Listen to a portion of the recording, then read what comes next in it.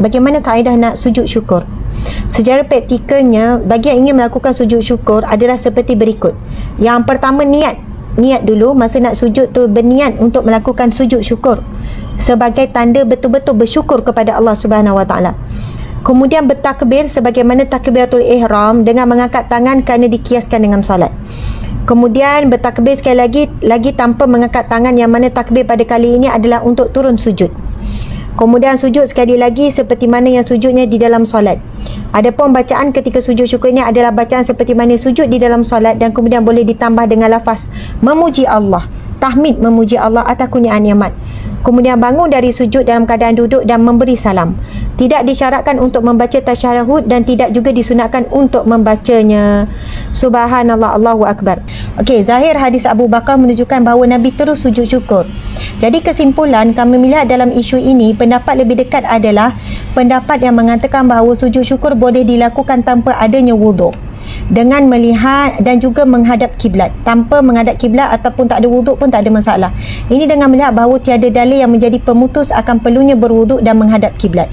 Jadi boleh saja bagi mereka yang menerima khabar gembira seperti dapat anak, lulu perpisahan, naik pangkat, terus zahirkan rasa syukur kepada Allah. Sekiranya kita boleh mengambil wuduk dan menghadap kiblat, itu lebih afdal lah. Yang kedua pula mengatakan tak mengapa kalau kita tak ambil wuduk dan tak hadap kiblat. Mula-mula kita niat dulu untuk sujud syukur.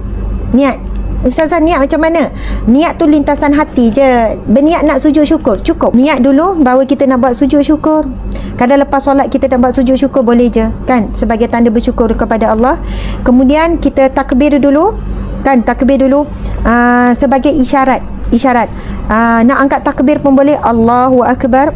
Kemudian mula-mula takbir sebagai isyarat seperti kita ni nak melakukan seperti ibadah solat, tapi bukan takbiratul ihram lah.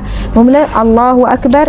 Kemudian ketika nak sujud, kita pun takbir lagi sekali, Allahu Akbar. Okey, bila kita takbir kali kedua, sahabat-sahabat sekalian, kita pun sujud. Masa sujud nak baca apa? Boleh baca seperti mana zikir sujud tu.